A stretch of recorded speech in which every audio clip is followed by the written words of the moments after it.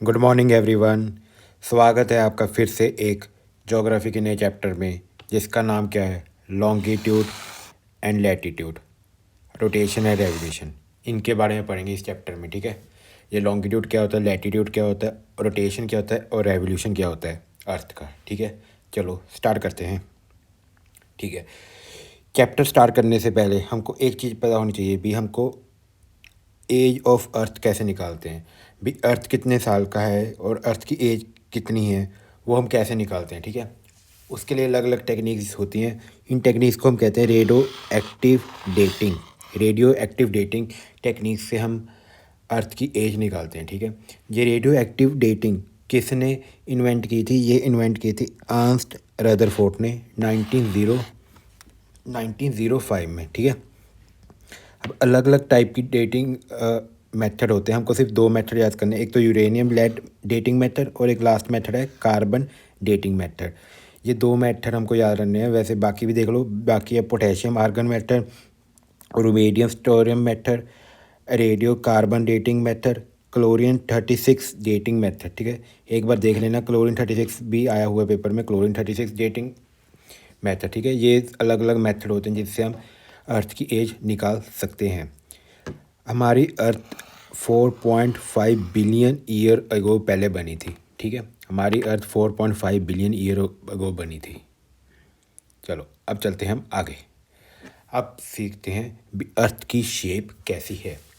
अर्थ की शेप कैसी है? अर्थ की शेप स्फेरिकल है? नहीं, अर्थ की शेप स्फेरिकल नहीं है। अर्थ की शेप राउंड है? नहीं, राउंड भी नहीं है। तो अर्थ की शेप कैसी है? अर्थ की शेप है जियोइड। जियोइड शेप है अर्थ की। ठीक है, अर्थ की शेप है जियोइड शेप। जियोइड शेप का मतलब होता है ऊपर से फ्लैट है, ऊपर और नीचे, टॉप और बॉटम से क्या है, फ्लैट है अर्थ। देखो, टॉप और बॉटम से फ्लैट है, और जो इससे इक्वेटर पे ये क्या है, बल्ज आउट है, बल्ज हुई हुई है। ठीक है, रीज़न क्या है इसका? इसका रीज़न क्या है, ये ऐसी शेप क्यों है अर्थ की? इसका रीज़न है centrifugal force. Centrifugal force, equator पे सेंट्रीफ्यूगल फोर्स लगती है, जिसके कारण जो अर्थ है वह बल्ज आउट हो जाती है इक्वेटर पे। ठीक है, जैसे हम कोई भी चीज़ को ऐसे घुमाते हैं ना गोल, ये सर्कल है, इसको हम अगर बहुत स्पीड से घुमाएंगे ना, कोई रेज़र कोई बॉल है, इसको अगर हम पूरी स्पीड से घुमाएंगे ना तो इसकी शेप ऐसी हो जाती है। ठीक है, इसकी शेप ऐसी हो जाती है। इसलिए अर्थ बहुत ज़्यादा स्पीड से घूमती है, जिसके कारण इसकी शेप क्या ऐसी हो जाती है, बल्ज हो जाती है। कहाँ से? इक्वेटर से। इसी जो जो ये वाली फोर्स है ना, जिसके कारण ये बल्ज होती है, इसी फोर्स को हम सेंट्रीफ्यूगल फोर्स कहते हैं। बाकी सेंट्रीफ्यूगल फोर्स क्या होती है ये हम साइंस में आगे पढ़ेंगे। ठीक है, इक्वेटर से बल्ज हो जाती है। ठीक है, यही हमको इसमें पढ़ना था। तो अर्थ की शेप कैसी है? जियोइडल शेप है, ये याद कर लेना। ठीक है, चलो अब सेंट्रीफ्यूग थोड़ा सा बता देता हूँ, बाकी हम साइंस में देखें। सेंट्रीफ्यूगल फोर्स कौन सी फोर्स होती है? Toward the axis of rotation और सेंटर ऑफ इनसाइड, और centrifugal directed away from the centre. मैं आपको समझाता हूँ। जैसे हमने ये एक रस्सी ली और रस्सी पे एक बॉल लगा दी। अब बॉल को हम ऐसे पूरी स्पीड से ऐसे घुमा रहे हैं। ठीक है, अब बॉल को ऐसे पूरी स्पीड से घुमा रहे हैं। अब बॉल क्या करेगी, ऐसे सेंटर पे एक फोर्स लगाएगी, उस फोर्स को कहते हैं हम सेंट्रीपिटल फोर्स। ठीक है, और बॉल क्या करेगी, अगर हम बॉल को छोड़ेंगे तो वो कैसे जाएगी, ऐसे जाएगी बाहर को, ऐसे बाहर को जाएगी। क्यों जाएगी? क्योंकि इसमें कौन सी फोर्स होती है, सेंट्रीफ्यूगल फोर्स। ठीक है, सेंट्रीफ्यूगल फोर्स के कारण क्या जाएगी, ये बाहर को जाएगी। और ये रस्सी पे भी फोर्स लगा के रखते हैं, जिसको कहते हैं सेंट्रीपिटल फोर्स। ठीक है, ये दो तरह की फोर्स होती हैं। जो इनसाइड फोर्स लगती है रस्सी पे, उसको कहते हैं सेंट्रीपिटल, और जो बाहर को लगती है बॉल पे, उसको कहते हैं सेंट्रीफ्यूगल फोर्स। चलो अब चलते हैं हम आगे। अब देख के अर्थ का रेडियस, अर्थ का रेडियस कितना है? ठीक है, अर्थ का रेडियस है, इक्वेटोरियल पर है 6378 किलोमीटर, और पोल पे है 6357 किलोमीटर। ठीक है, तो हम जो अर्थ का रेडियस वो कितना मानेंगे, वो मानेंगे 6371। ये हमने दोनों का मीन निकाल दिया। तो अर्थ का रेडियस कितना है? 6371। इक्वेटर पे अर्थ का रेडियस ज़्यादा होता है, और पोल्स पे अर्थ का रेडियस क्या होता है, थोड़ा कम होता है। हमको बस ये वाला वैल्यू याद करनी है, 6371, ये दोनों वैल्यू नहीं याद करनी। अर्थ का रेडियस कितना है? 6371 किलोमीटर। ठीक है, अब देखो, इक्वेटोरियल रेडियस ज़्यादा होता है, पोलर रेडियस कम होता है। ठीक है, अब आपको पता है स्पीड किसके बराबर होती है? Speed is equal to distance upon time. जितना ज़्यादा डिस्टेंस होगा उतनी ज़्यादा क्या होगी, स्पीड होगी, ठीक है। जितना ज़्यादा डिस्टेंस होगा उतनी ज़्यादा क्या होगी, स्पीड होगी। इसलिए जो अर्थ की स्पीड है वो इक्वेटोरियल पर क्या होती है, ज़्यादा होती है as compare to pole. Poles पे स्पीड क्या होती है, कम होती है अर्थ की, और इक्वेटोरियल पर स्पीड क्या होती है, अर्थ की ज़्यादा होती है, ठीक है। ये 2 पॉइंट हमको याद करने हैं। अब आगे चलते हैं। इसीलिए तो बल्ज आउट, जब मैंने आपको बता दिया बल्ज आउट क्यों है, ठीक है। सरकमफ्रांस कितना है अर्थ का, सरकमफ्रांस मतलब जो ये बाहर का सर्कल का एरिया होता है, सरकमफ्रांस है 40040 किलोमीटर, ठीक है। ये है सरकमफ्रांस ऑफ अर्थ। चलो अब चलते हैं हम आगे। अब पढ़ते हैं रोटेशन, ठीक है। ये तो हमने पढ़ लिया अर्थ की रेडियस और अर्थ की शेप के बारे में और अर्थ की एज के बारे में। अब जो नेक्स्ट टॉपिक है वो हमारा अर्थ की रोटेशन। देखो जो अर्थ है ना वो रोटेट करता है, वो रोटेट करता है अपनी एक्सिस पे, ऐसे गोल गोल घूमता है, ठीक है, अपनी एक्सिस पे, इसको कहते हैं रोटेशन। अब जो अर्थ है ना वो ऐसे सीधा नहीं खड़ा, ऐसे सीधा नहीं खड़ा, वो थोड़ा सा टिल्ट है। टिल्ट है, कितने डिग्री टिल्ट है, 23.5 डिग्री क्या है, टिल्ट है। 23.5 डिग्री वो क्या है, टिल्ट है अपनी एक्सिस पे। ये याद करना है आपको, ठीक है। 23.5 डिग्री टिल्ट है अपनी एक्सिस पे। और जो अर्थ है ना वो कैसे घूमता है, वो घूमता है एंटी क्लॉकवाइज। एंटी क्लॉकवाइज घूमता है अर्थ हमारा, ठीक है। अर्थ कैसे घूमता है, एंटी क्लॉकवाइज।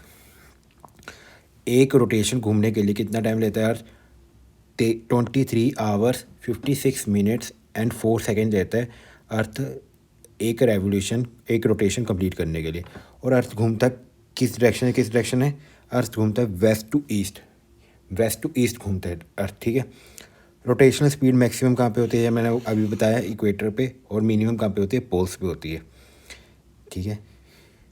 फास्टर रोटेशन हम पिछले उस चैप्टर में पढ़ चुके हैं। फास्टर रोटेशन किसकी है, जुपिटर की है।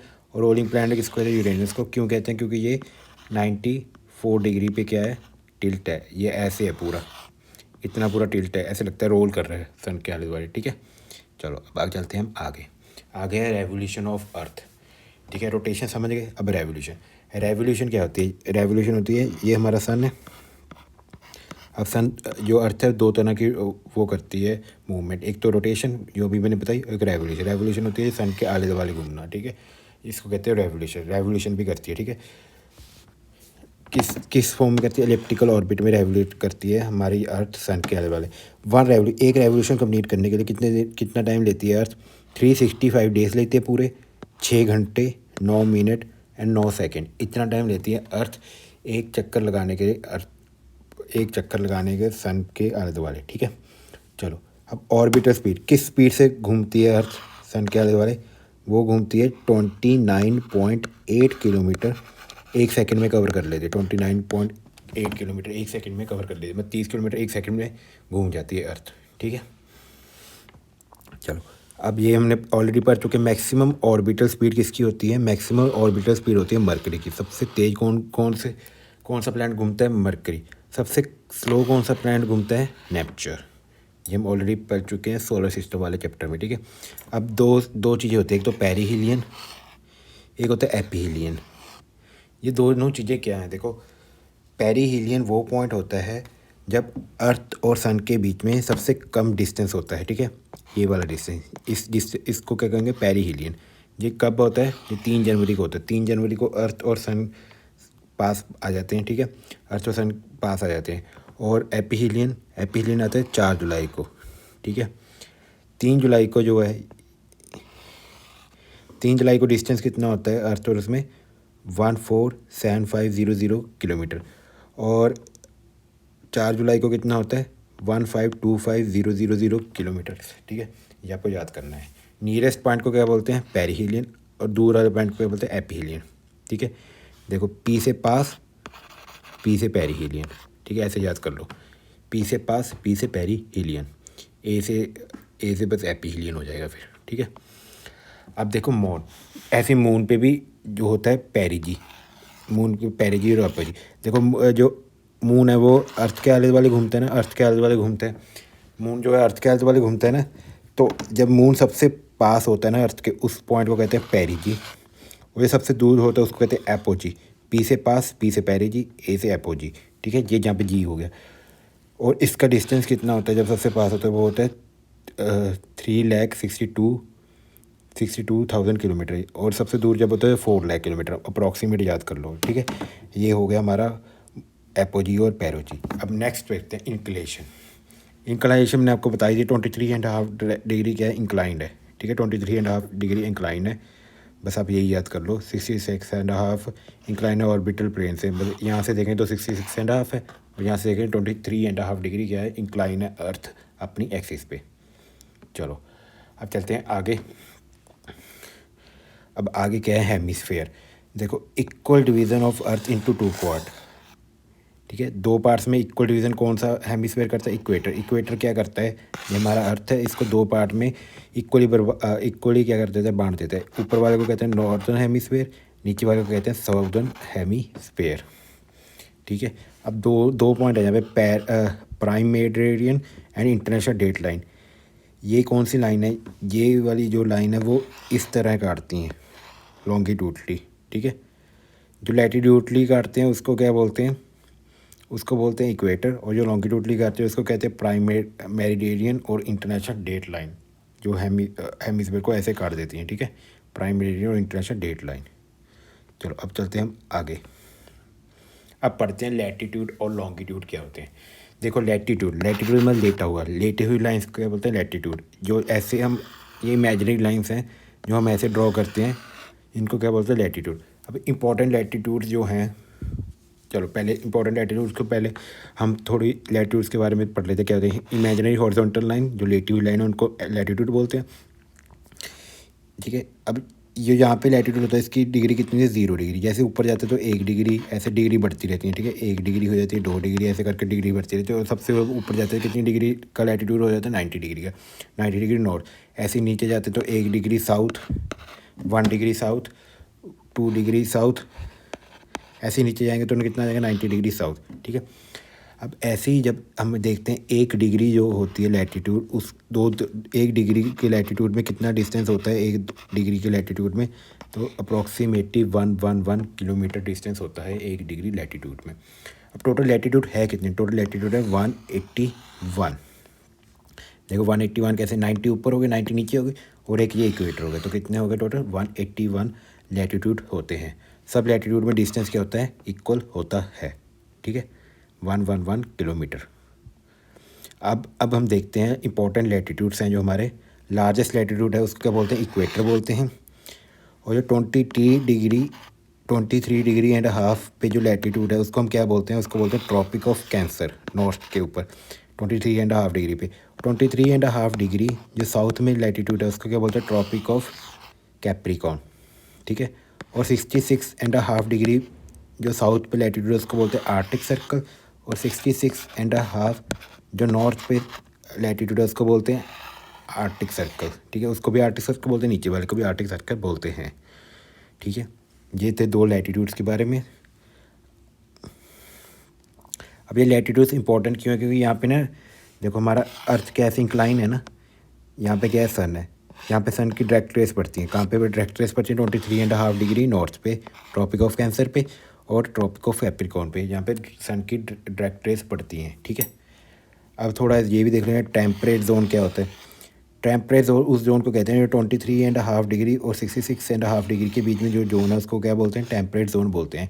और टॉरेट जोन कौन सा जोन होता है, टॉरेट जोन वो जोन होता है 0 और 23.5 डिग्री पे, ठीक है। डायरेक्ट रेस कहाँ पे फॉल करती हैं, डायरेक्ट रेस कहाँ पे फॉल करती हैं, यहाँ पे फॉल करती हैं, ठीक है। इन 2 लेयर्स के बीच डायरेक्ट रेस फॉल करती हैं, यहाँ पे डायरेक्ट रेस नहीं आती, तो ये वाला रीज़न क्या होता है, ठंडा होता है थोड़ा यहाँ पे, क्योंकि सन की रेस कम आती हैं। टॉरेट जोन में सन की रेस क्या आती हैं, ज़्यादा आती हैं। टॉरेट जोन नीचे भी ऐसे ही टॉरेट जोन होता है, एक टेम्परेट जोन होता है, और उसके नीचे होता है फ्रीजिड जोन, जहाँ पे तो बर्फ़ ही जम जाती है, ठीक है, जहाँ पे सन की रेस बिल्कुल भी नहीं आती। चलो ये था हमारा पूरा लैटिट्यूड के बारे में। अब लैटिट्यूड्स का यूज़ इस कहाँ पे होता है, लैटिट्यूड बनाए क्यों हैं बंदों ने, उसके बारे में देखते हैं, ठीक है। अब लैटिट्यूड बनाए क्यों हैं, क्लाइमेटोलॉजीज के लिए, ठीक। टेम्परेचर जोन, टेम्परेचर को स्टडी करने के लिए, ठीक है। देखो अलग अलग जगह अलग अलग टेम्परेचर होता है ना, ये हमको कैसे पता लगेगा, यहाँ से पता लगेगा, ठीक है। और टेम्परेचर को स्टडी करने के लिए, विंड को स्टडी करने के लिए, प्रेशर सिस्टम को स्टडी करने के लिए, और विंड को स्टडी करने के लिए क्या बनाते हैं हम, किसका यूज़ करते हैं, लैटीट्यूड्स का यूज़ करते हैं। और लोकेशन बताने के लिए, जैसे एक बंदा है उसकी लोकेशन बतानी है तो हम क्या यूज़ कर सकते हैं, लैटीट्यूड का। वो बंदा खड़ा है 23.0258 डिग्री नॉर्थ पे, तो हम उसकी एग्जैक्ट लोकेशन बता सकते हैं लैटीट्यूड से, ठीक है। सैटेलाइट्स में यूज़ होता है ये। चलो, अब आपको यूजेस भी पता लगे, टेम्परेचर के लिए और प्रेशर सिस्टम और विंड सिस्टम और लोकेशन के लिए, ठीक है। ये था लैटीट्यूड के बारे में। अब नेक्स्ट जो है वो उसको कहते हैं लॉन्गिट्यूड। अब लॉन्गिट्यूड्स के बारे में पढ़ते हैं, ठीक है। लॉन्गिट्यूड्स क्या होते हैं, लॉन्गिट्यूड से होते हैं वो ऐसे जो लंबी लंबी लंबी लाइन्स होती हैं ना, ये हमारा अर्थ है, इनको ऐसे जब हम वर्टिकली काटते हैं इनको बोलते हैं हम longitudes. Vertical lines over the globe जो नॉर्थ से साउथ जाते हैं इसको क्या बोलते हैं, लॉन्गिट्यूड बोलते हैं, ठीक है। Angular distance of a plane from prime meridian. चलो ठीक है। अब ये प्राइम मेरिडियन क्या होता है, प्राइम मेरिडियन। प्राइम मेरिडियन एक ऐसी लाइन है, ठीक है, एक ऐसी लाइन है, इसको हम बोलते हैं 0 डिग्री, ठीक है। इसके अगर जब जैसे जैसे हम आगे जाएंगे तो मानेंगे 1 2 3। अब 0 डिग्री कहाँ पे हमने रखना है, ठीक है, 0 डिग्री हमको कहाँ पे रखना है, प्राइम मेरिडियन। ये हमको रखना है ग्रीनविच से पास होता है। ग्रीनविच एक लेबोरेटरी थी, ग्रीनविच एक लेबोरेटरी थी अंग्रेज़ों की, क्योंकि जब ये बनाया था ना, लॉन्गिट्यूड्स बनाए थे, तब अंग्रेज़ों का ही राज चल रहा था सारी दुनिया पे। इसीलिए ग्रीनविच एक लेबोरेटरी थी लंदन में, वहाँ से 0 डिग्री पास करवा दिया उन्होंने, ठीक है। ग्रीनविच लेबोरेटरी लंदन में, वहाँ से क्या पास होता है, 0 डिग्री। इसी को हम बोलते हैं प्राइम मेरिडियन, ठीक है। जो ये प्राइम मेरिडियन है ये अर्थ को दो इक्वली पार्ट में क्या कर देता है, बांट देता है, ठीक है। मैक्सिमम डिस्टेंस जो होता है, मैक्सिमम डिस्टेंस बिटवीन दो लॉन्गिट्यूड कितने, 111 किलोमीटर, ठीक है। इसमें हर एक जो वो है ना, हर एक जो लॉन्गिट्यूड है उसमें डिस्टेंस सेम नहीं होता, वो अलग अलग होता है, ठीक है, अलग अलग होता है, वेरीज फ्रॉम पोल, ठीक है। देखो पोल्स पे क्या होगा, पोल्स पे 0 होगा, मैक्सिमम कहाँ पे होगा, देखो पोल्स पे देखो, ये डिस्टेंस बिल्कुल 0 है। देखो मैक्सिमम कहाँ पे है, इक्वेटर पे। इक्वेटर पे कितना है, 111 किलोमीटर, ठीक है। ये थे लॉन्गिट्यूड्स।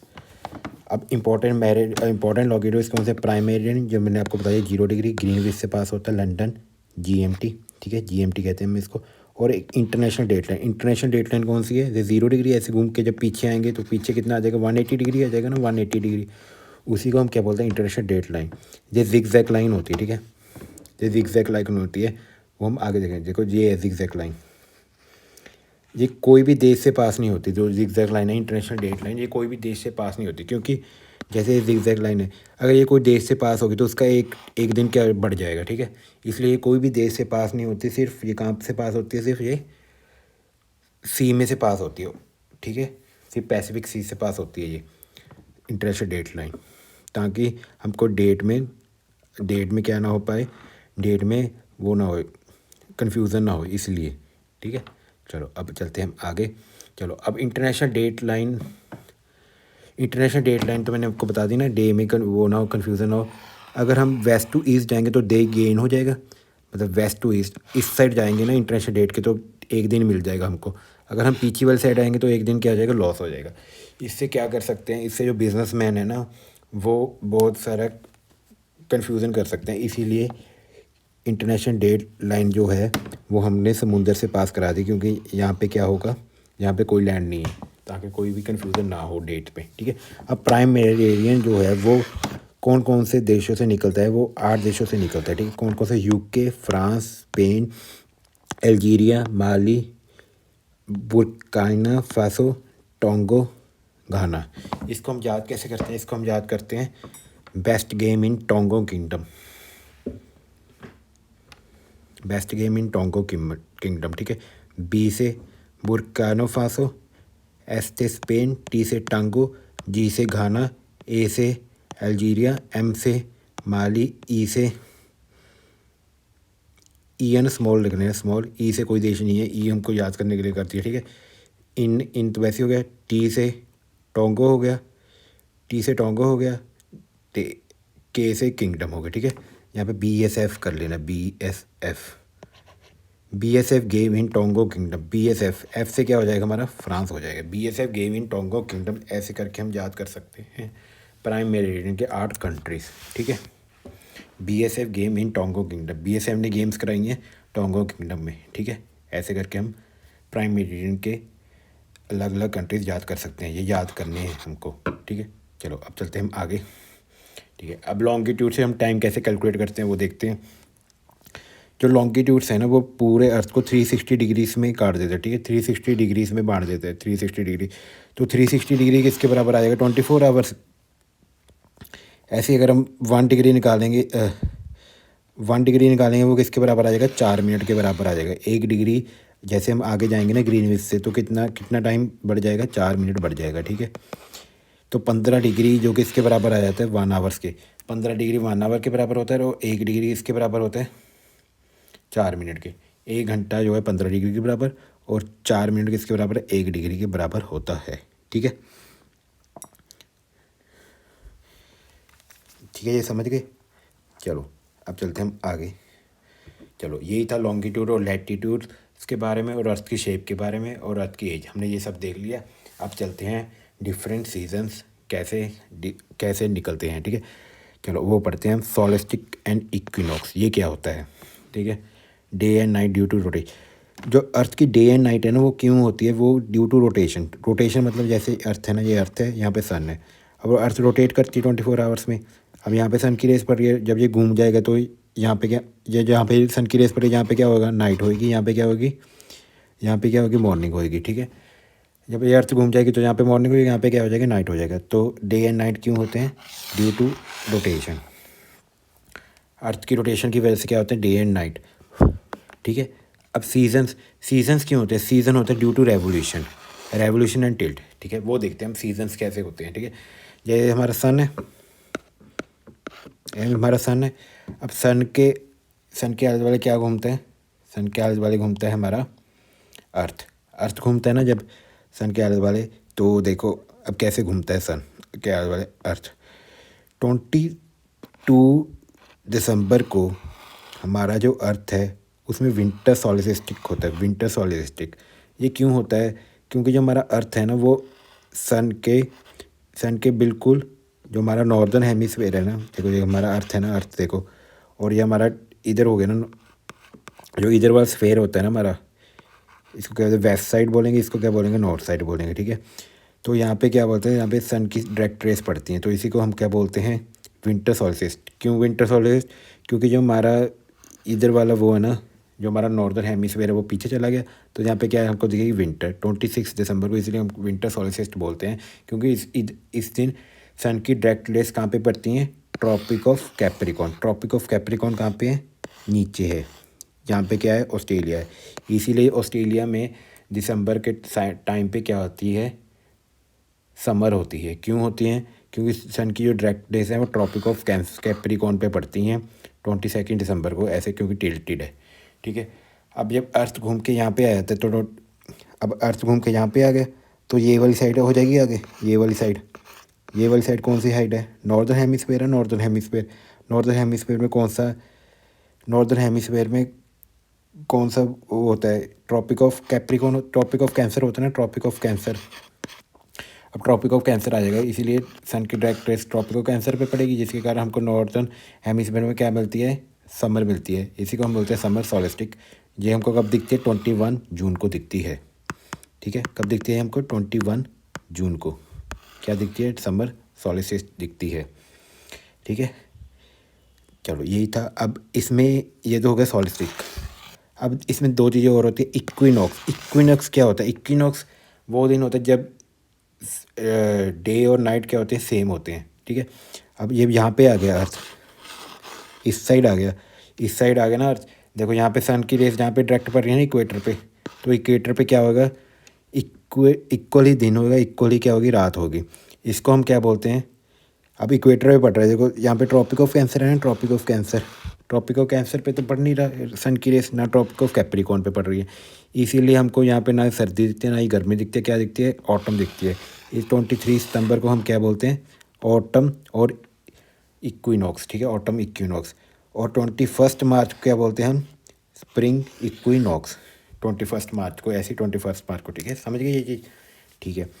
अब देखो 21 जो जनवरी होती है ना, इसमें सन की डायरेक्ट रेस यहाँ पे पड़ती है ना, तो इसी दिन को लॉन्गेस्ट डे होता है, क्योंकि सन की डायरेक्ट रेस काफ़ी टाइम पड़ती रहती है, लॉन्गेस्ट डे होता है और शॉर्टेस्ट नाइट होती है।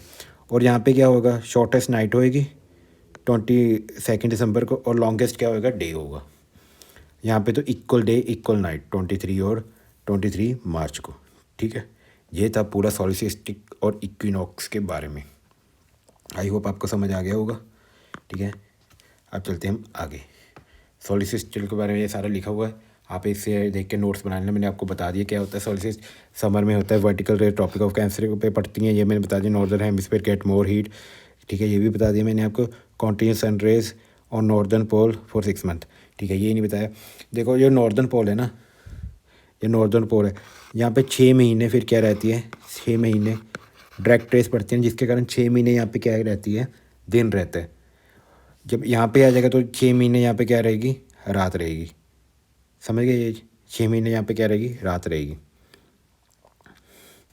तो इसीलिए यहाँ पे क्या रहता है, 6 मंथ कंटिन्यूस डेज रहता है, continuous sunrise on northern pole for 6 month, इसलिए यहाँ पे कंटिन्यूस डे रहता है।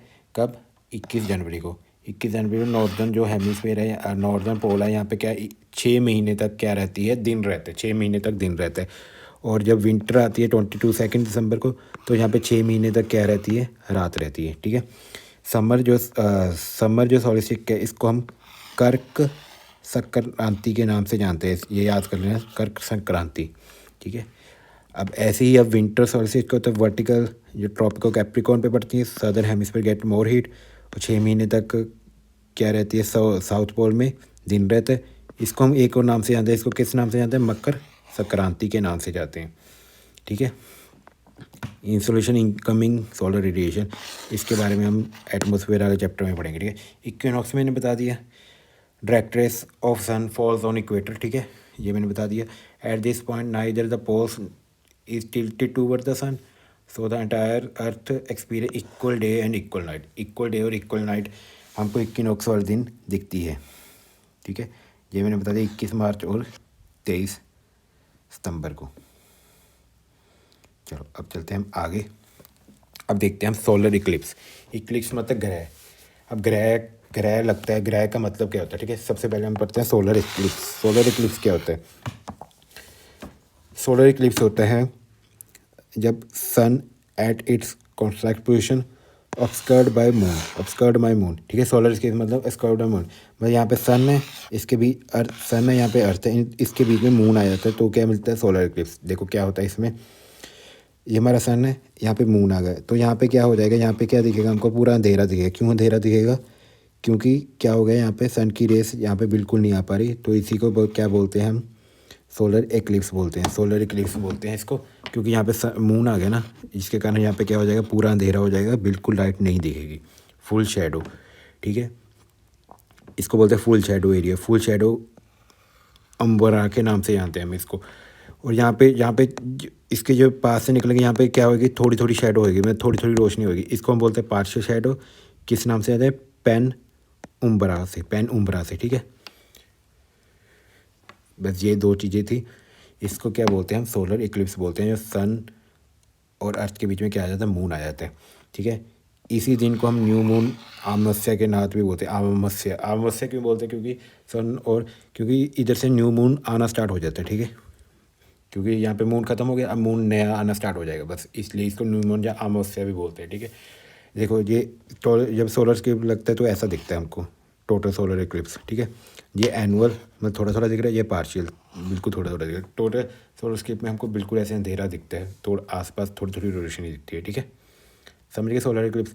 अब ऐसे ही होता है लूनर इक्लिप्स। लूनर इक्लिप्स क्या होता है, जब सन अर्थ और मून के बीच में क्या आ जाता है, जब सन और मून के बीच में कौन आ जाता है, अर्थ आ जाता है, इसको बोलते हैं लूनर इक्लिप्स, ठीक है। मतलब चंद्रमा पे ग्रह लग गया, ठीक है। सोलर इक्लिप्स मतलब सन पे ग्रह लग गया, ठीक है। अब चंद्रमा पे ग्रह लग गया, देखो इसमें हमको फुल मून दिखता है, फुल मून और पूर्णिमा बोलते हैं इसको हम, पूर्णिमा। देखो फुल मून क्यों दिखता है, ये हमारा सन है, ठीक है। अब ये हमारा सन है, सन की जो ऐसे थोड़ी इधर ही आती है, सन की रोशनी यहाँ पे भी जा रही होगी, तो यहाँ से क्या होता है, रिफ्लेक्ट हो जाती है सन की रोशनी, और हमको क्या दिखता है, पूरा सन, पूरा क्या दिखता है, मून दिखता है। इसी को हम लूनर इक्लिप्स के नाम से जानते हैं। ये हमारा सन है ना, ये सन की पूरी रोशनी यहाँ पे जाएगी, ये क्या करेगा, पूरी अपनी रोशनी क्या करेगा, रिफ्लेक्ट कर देगा ना, तो हमको पूरा सन दिखेगा, पूरा मून दिखेगा, इसीलिए हमको इसको लूनर इक्लिप्स के नाम से जानते हैं। ठीक है। ये अंबर और पैरामिड मैंने आपको बता दिया ऑलरेडी। अंबर क्या है, यहाँ पे पूरी शेडो पड़ रही है, और पैरामिड यहाँ पे थोड़ी थोड़ी शेडो पड़ रही है। ठीक है। चलो, अर्थ क्या करते हैं, सनलाइट को ब्लॉक कर देते हैं। किसकी सनलाइट को ब्लॉक कर देते हैं, मून की सनलाइट को ब्लॉक कर देते हैं। ठीक है। Causing blue colour light to vanish, blue colour की लाइट क्या करते हैं, वैनिश हो जाती है। And red to reach the moon, blue colour की जो लाइट है सन से, जो ब्लू कलर की लाइट क्यों दिखती है, जो हम आगे देखें, स्कैटरिंग ऑफ लाइट की वजह से जो हमको वैनिश दिखती नहीं है। और कौन सी लाइट दिखती है हमको, red to reach the moon, इसलिए हमको मून कैसा दिखता है, रेड मून दिखता है, रेड मून, लाल कलर का मून दिखता है हमको उस दिन। ये हम स्कैटरिंग ऑफ लाइट में पढ़ेंगे भी, जो हमारा स्पेस है वो ब्लू क्यों है, जो हमारा स्काई है वो ब्लू क्यों है, ये रिफ्लेक्शन की वजह से होता है। ठीक है। स्कैटरिंग मोर, जब स्कैटर लेस होती है तो कौन सा दिखेगा, रेड कलर का मून दिखेगा हमको। ठीक है। यही था ब्लू मून। अब देखते हैं सुपर मून। सुपर मून क्या होता है, सुपर मून होता है लूनर एक्लिप्स लग गया, लूनर एक्लिप्स मतलब हमको मून तो दिख रहा है, और प्लस पेरिजी, पेरिजी मतलब जब अर्थ और मून के बीच में, अर्थ और मून के बीच में जो मिनिमम डिस्टेंस उसका क्या बोलते हैं, पेरिजी, पी से पेरिजी, पी से पास। ठीक है। जब अर्थ और मून पास पास होते हैं उसको बोलते हैं पेरिजी, और इस पर लूनर एक्लिप्स भी लगा हुआ है, मतलब ये पास पास भी है और यहाँ पे लूनर एक्लिप्स भी लगा हुआ है, तो इसकी वजह से हमको क्या दिखता है, एक तो मून पहले ही दिख रहा था और एक पास भी है, तो इसकी वजह से हमको क्या दिखता है, मून बड़ा दिखता है। कितने परसेंट, 30 to 14% बड़ा दिखता है। ठीक है। इसी को हम क्या बोल देते हैं, सुपर मून बोल देते हैं। जब लूनर इक्लिप्स और पेरिजी इकट्ठे लगते हैं तो इसी को हम क्या बोल देते हैं, सुपर मून बोल देते हैं। ठीक है। ये उम्बर और पैरामिड में आपको ऑलरेडी बता दिया है। चलो अब चलते हैं हम आगे।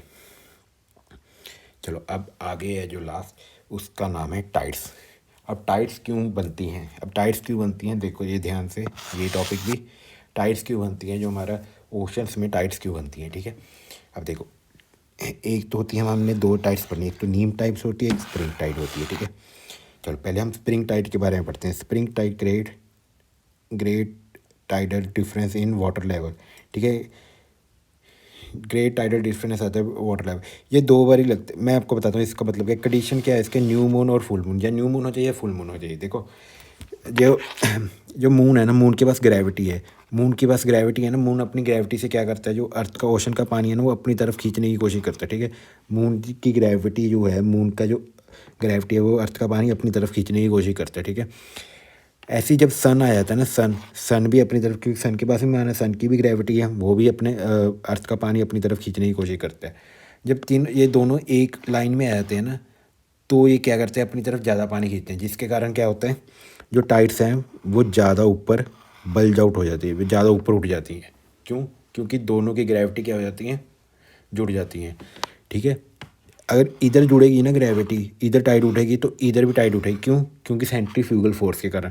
अगर एक साइड टाइड उठते दूसरी साइड भी वो सेम कारण होना चाहिए, न्यूटन का थर्ड लॉ। एक अगर इधर रिएक्शन हो रही है, अगर इधर एक्शन हो रहा है तो इधर रिएक्शन होएगी। ठीक है। ठीक है। तो दोनों साइड से क्या हुआ है, टाइड्स उठ जाएगी, इसी को हम स्प्रिंग टाइड बोलते हैं। जब स्प्रिंग टाइड्स क्या है, ज़्यादा ही उठ जाती हैं। क्यों उठती हैं, क्योंकि सन और मून एक ही लाइन में आ जाते हैं। ठीक है। मून इधर भी हो सकता है, इसको भी स्प्रिंग टाइड ही बोलेंगे। अब क्या होगा, मून इधर से खींच रहा है, मून इधर से खींच रहा है अपनी ग्रेविटी है, सन इधर से खींच रहा है, इसकी वजह से भी क्या होती है, स्प्रिंग टाइड्स बहुत बड़ी हमको दिखती हैं। ये कब होते हैं, sun moon and earth aligned in same line, इसको हम स्प्रिंग टाइड बोलते हैं। अब ये नीप टाइड क्या होती है, नीप टाइड यहाँ पे स्मॉल्ड हो जाती है थोड़ी टाइट, यहाँ पे 90 डिग्री पे हमको होता है। ठीक है। 90 डिग्री पे अर्थ, मून और सन। ठीक है। अब देखो, मून अपनी तरफ खींचेगा ना पानी को, मून इस तरफ खींच रहा है और सन क्या है, इस तरफ खींच रहा है, जिसके कारण टाइड क्या होता है, थोड़ी छोटी हो जाती है, थोड़ी छोटी हो जाती है, क्योंकि ये इधर खींच रहा है, इधर खींच रहा है, तो टाइड क्या हो जाएगी, थोड़ी छोटी हो जाएगी। जो नीम टाइड है ये दो बार ही दिखती है हमको, 2 टाइम्स ईच मंथ। और ये जो हमारी स्प्रिंग टाइड है ये भी हमको 2 बार दिखती है एक महीने में। ठीक है। यही था टाइड्स के बारे में। टाइड्स क्यों दिखती हैं, क्योंकि मून अपनी ग्रेविटी से पानी को अपनी तरफ खींचता है। ठीक है। ऐसी सन भी अपनी तरफ खींचता है पानी को। ठीक है। जिसके कारण हमको टाइड्स दिखती हैं। फ्लड करंट, फ्लड तो पता ही है आपको क्या होता है, इसके बारे में इतना कुछ है नहीं। एडी करंट, ठीक है। अब ये देख लो, तो फ्लड जब आता है ना, फ्लड करंट मतलब जहाँ से पानी आता है, जब ये पानी आता है ना, इसकी वजह से देखो पानी जो होएगा ना, जब पानी ऊपर कब उठता है, रात को उठता है, क्योंकि रात को ही मून आएगा ना, रात को ही ग्रेविटी खींचेगी, जिसकी वजह से पानी क्या है ऊपर उठेगा, ठीक है। एक हाई टाइड आएगी, अब मून कुछ टाइम बाद इधर चले जाएगा ना, एक लो टाइड आएगी, ठीक है। एक हाई टाइड, एक लो टाइड, एक हाई टाइड, एक लो टाइड। जिसकी जो ये हाई टाइड लो टाइड है ना, ये एनर्जी बन रही है ना यहाँ पे एनर्जी, अगर हम मोटर लगा दें और उसके पक्के घुमा दें, तो यहाँ से क्या हम प्रोड्यूस कर सकते हैं, इलेक्ट्रिसिटी प्रोड्यूस कर सकते हैं। इसी इलेक्ट्रिसिटी को हम क्या बोलते हैं, फ्लड करंट, ठीक है। हमने फ्लड के करंट से क्या इलेक्ट्रिसिटी प्रोड्यूस कर ली, ठीक है। तो सबसे ज़्यादा टाइडल एनर्जी कहाँ पे, गल्फ ऑफ कच्छ, ये कहाँ पे, गुजरात में गल्फ ऑफ कच्छ, यहाँ पे क्या है, सबसे ज़्यादा टाइडल एनर्जी है, जिसको हम यूज़ कर सकते हैं टू प्रोड्यूस इलेक्ट्रिसिटी, ठीक है। ये थी टाइडल इलेक्ट्रिसिटी, ठीक है। बस यही था आज के लेक्चर में। आज के लेक्चर बस इतना ही था। हमने अर्थ के बारे में पढ़ा और सीजन्स के बारे में पढ़ा, ठीक है। आई होप आपको ये लेक्चर अच्छा लगा होगा। अगर आपको ये लेक्चर अच्छा लगा तो लाइक करना मत भूलना, और अपने दोस्तों के साथ इस लेक्चर को शेयर करना भी मत भूलना। Okay, thank you.